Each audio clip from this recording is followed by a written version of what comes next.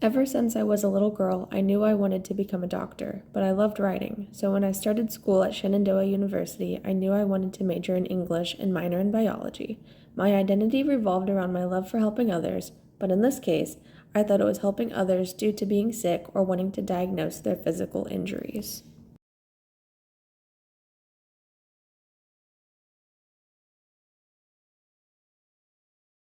I had always dreamed of becoming an orthopedic doctor, but after attempting my first biology class at SU, I realized that maybe biology wasn't meant for me after all.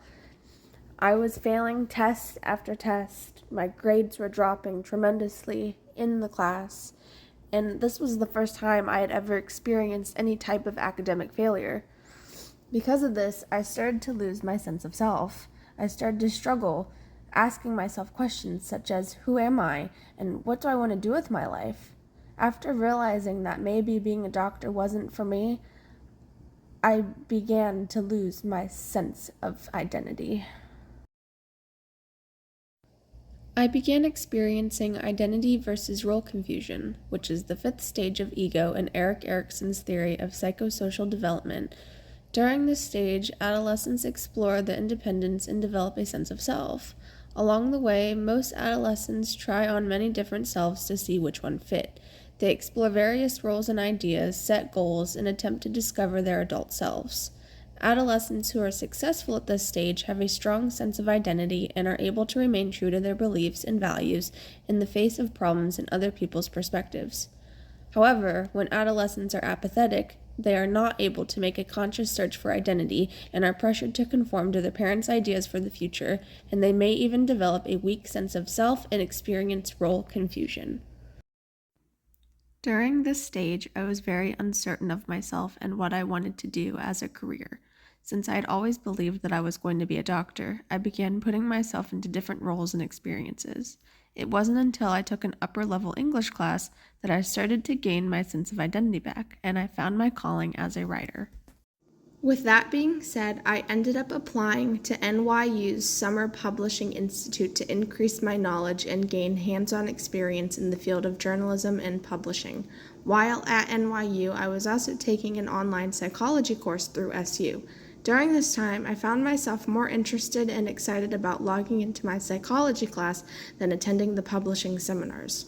I also found that I was more interested in listening to and helping others with their personal problems than listening to the authors and guest speakers. So once I returned to SU in the fall, I had made up my mind that journalism was not my calling and had found that the psychology classes I had been taking were more in line with what I really wanted to do. So it was at that point that I decided to pursue a career in the field of psychology. I still knew that I wanted to help others, and I went back and forth between wanting to pursue ABA and being a therapist, and ultimately decided that being a therapist was what I wanted to do.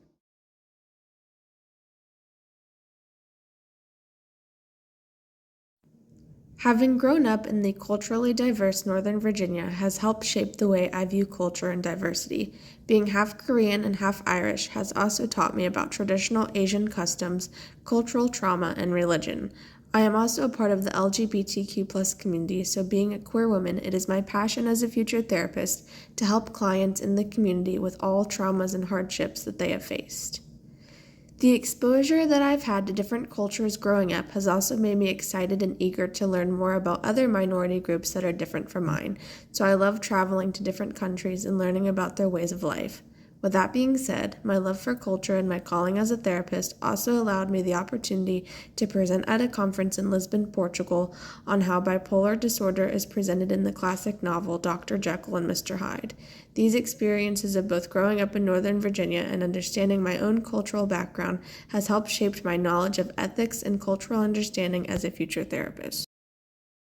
Although my journey to discovering my calling as a therapist was a long and stressful experience, it has made me realize that we're all going to experience different waves of self-doubt within our own personal identities, and we're all bound to having those doubts about what we're meant to do in life. Because of this, I know that I will probably have future clients who will be facing a similar issue to what I went through, so it'll be up to me to help guide them through it. I will use techniques such as empathy and validating to let them know that it's perfectly normal to question what they are meant to do in life. And while for some people it may be an easy journey, for others it may require a bit more time and self reflection. Sometimes knowing and learning what you don't want to do is just as important as knowing what you do want to do. So it's important to let clients know that they are the only ones who can make this type of decision for themselves, and others cannot do that for them.